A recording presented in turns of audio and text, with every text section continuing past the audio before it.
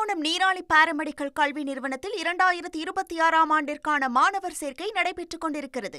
60 ஆண்டுகளாக பேசியே நாட்டை கெடுத்துவிட்டார்கள் என சென்னையில் செய்தியாளர்களிடம் பேசிய முதல்வர் விஜயின் தந்தையும் இயக்குநருமான S.A. சந்திரசேகர் தெரிவித்திருக்கிறார். இந்த வருஷம் அவருடைய ஸ்பெஷலான பிறந்தநாள். இத்தனை ஆண்டு காலம் ஒரு நடிகராக பிறந்தநாளை கொண்டாடினார். இன்னைக்கு தமிழக முதல்வராக உங்கள் எல்லாருடைய ஆதரவாலையும் தமிழ்நாட்டு மக்களுடைய ஆதரவாலையும் இந்த குழந்தைகளுடைய அன்புனாலையும் இன்னைக்கு அவர் CM ஆகியிருக்காரு. நிறைய கனவுகளோடு இருக்கார். அது ஒவ்வொன்றா நிச்சயமாக நிறைவேற்றுவார்.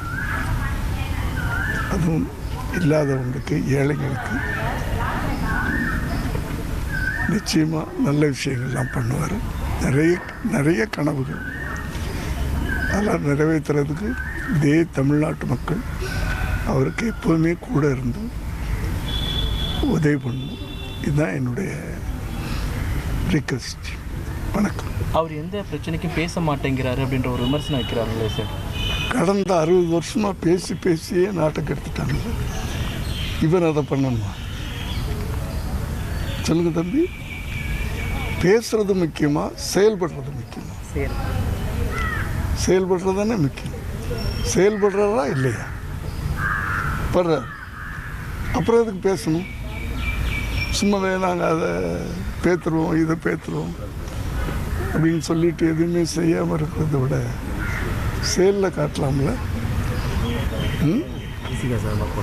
அதுதானே அதை பண்ணுறாரு.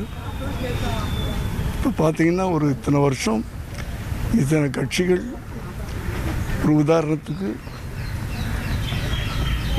விசிகா இத்தனை வருஷம் அவங்க மக்களுக்கு நல்லது பண்ணணும், சர்வீஸ் பண்ணணும், அந்த நோக்கில் தானே ஒரு கட்சி ஆரம்பித்து பண்ணாங்க.